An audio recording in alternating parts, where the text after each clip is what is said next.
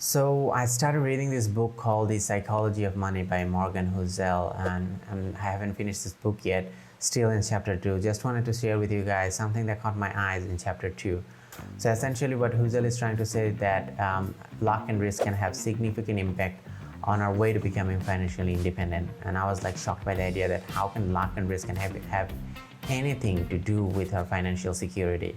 So ideally what we think is that luck and risk, it doesn't matter.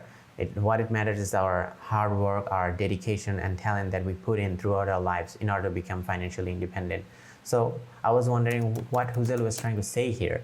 So being baffled, I started diving deep into the chapter, and what came to my realization that so Housel might be making a point here. So first of all, Housel is not disregarding the fact that talent, ambitions and inspirations, hard work, labor, dedications and all that other stuff that we believe that have a broader control over financial freedom, but all he's trying to explain this phenomena from a psychological point of view. So what I liked about this chapter is that Housel tried to correlate the influence of luck and risk on how our financial journeys can shift.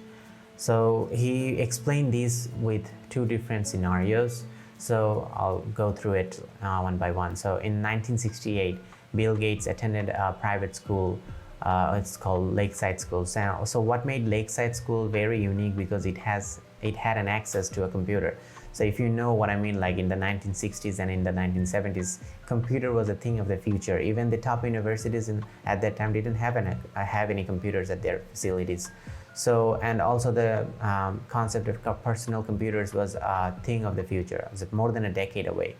So Bill Gates met Paul Allen, and together they spent countless hours honing their programming skills, and this early exposure to computers that laid the foundation on what would have eventually become Microsoft, a software company that revolutionized the software industry and made Gates the wealthiest people in the world. So Housel uses this story to illustrate the significant impact that luck can play in our lives. So Gates was certainly ambitious, he was certainly talented, but with the matter of fact that he attended the only school in the world that had a computer at that time, it was pure luck. Basically, it was pure luck. If Gates had gone to a different school, a different time period, he might not have the same opportunities, and the whole Microsoft thing and the software industry, tech industry revolution would have turned out very differently.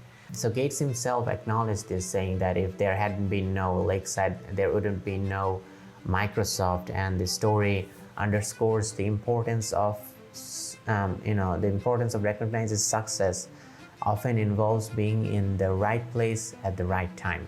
So something that is largely beyond anyone's control. On the other hand, Kent Evans was one of Bill Gates' best friend as well. So during that time at Lakeside School, like Gates, Evans was incredibly bright. He was ambitious. He was inspired. He was also inspired by the concept of computing. And the two of them, along with Paul Allen, they also formed a tight-knit group of computer enthusiasts. Evans was every bit of interested in computers and driven as like Gates and Paul Allen was.